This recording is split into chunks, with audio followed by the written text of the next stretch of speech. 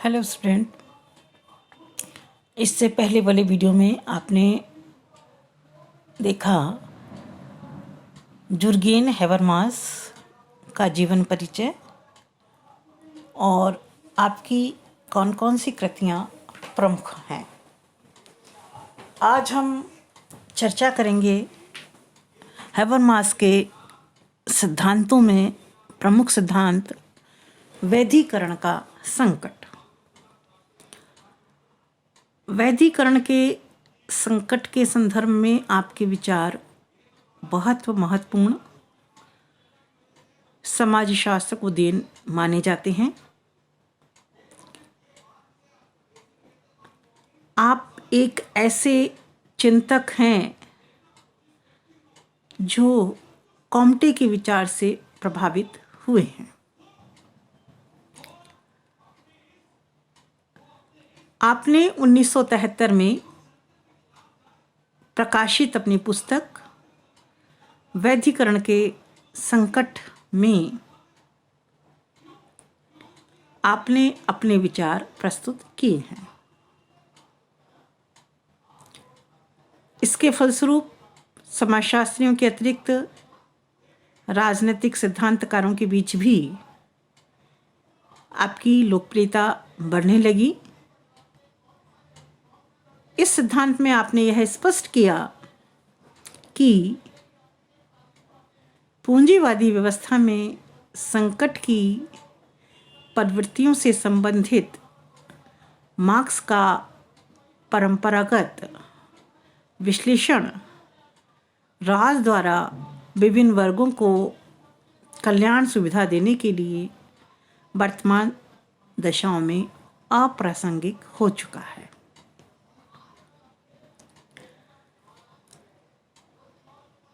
आपके सिद्धांत के अनुसार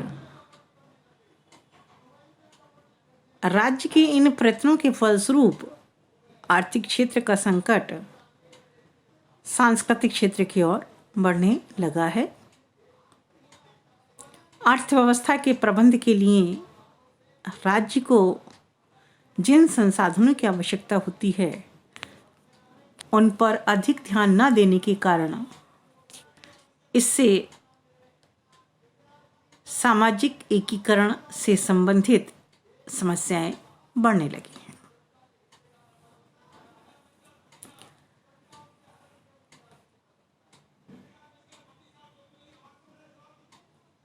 पार्सन्स द्वारा प्रस्तुत सामाजिक व्यवस्था के प्रारूप तथा हैबरमास द्वारा वैधीकरण के संकट में सामाजिक व्यवस्था के बारे में प्रमुख 4 प्रतिमानों के अनुरक्षण तथा सामाजिक एकीकरण से संबंधित उपव्यवस्थाओं के बारे में बताया गया है।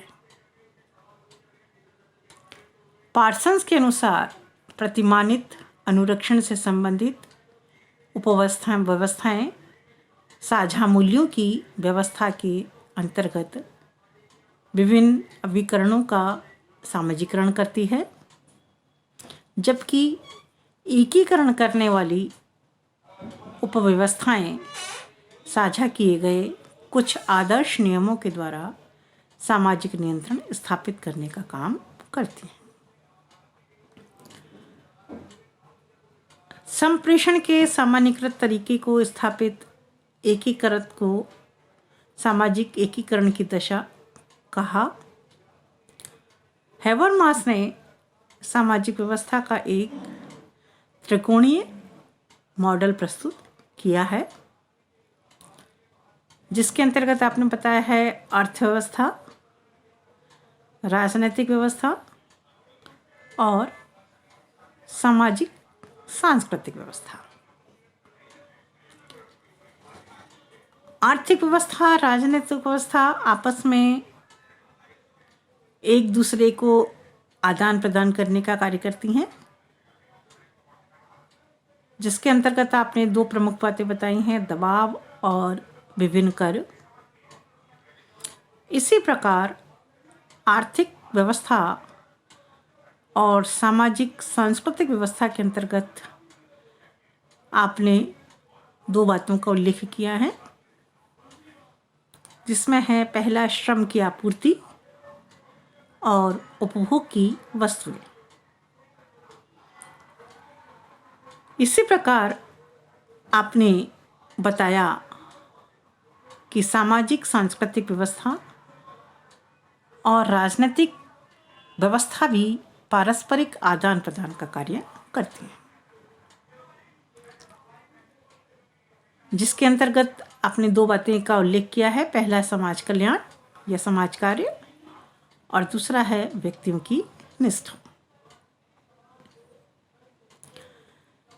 हैबरमास के अनुसार सामाजिक सांस्कृतिक व्यवस्था उनकी सामान्यकृत स्रोत को जन्म देती हैं, जो किसी न किसी रूप में आर्थिक तथा राजनीतिक व्यवस्था से प्रभावित होती हैं।